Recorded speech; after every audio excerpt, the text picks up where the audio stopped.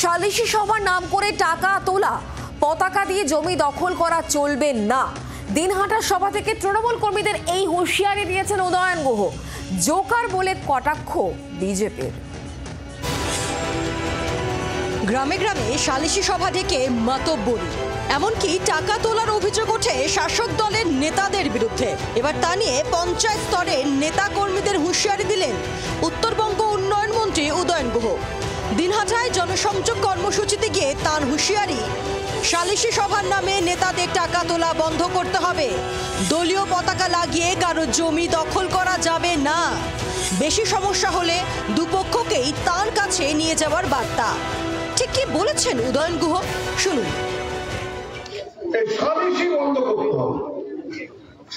সালিশি করে আমাদের নেতাদের বদনাম হয়, তারা বিচারক না।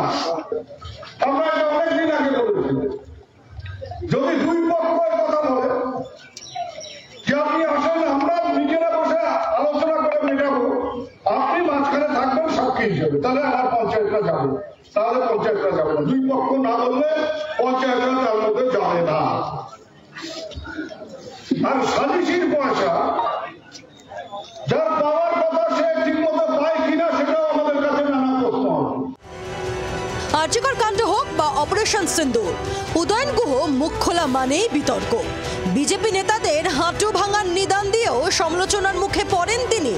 এবার তাঁর সালিশি হুঁশিয়ারি, কি প্রতিক্রিয়া বিরোধী দলের? রাজনীতিতে কিছু মানুষ আছেন যারা মাঝে মাঝে রাজনীতিতে জোকারের ভূমিকা পালন করতে, বা সার্কাসে যেরকম থাকে সেরকম ক্লাউনের ভূমিকা পালন করতে আসে। তো উদয়ন গুহ হচ্ছে বাংলার রাজনীতির, বিশেষ করে উত্তরবঙ্গ, বাংলার রাজনীতি বলা উচিত না, স্ট্যাটাসটা বেড়ে যাবে, ওই লেভেল নেই।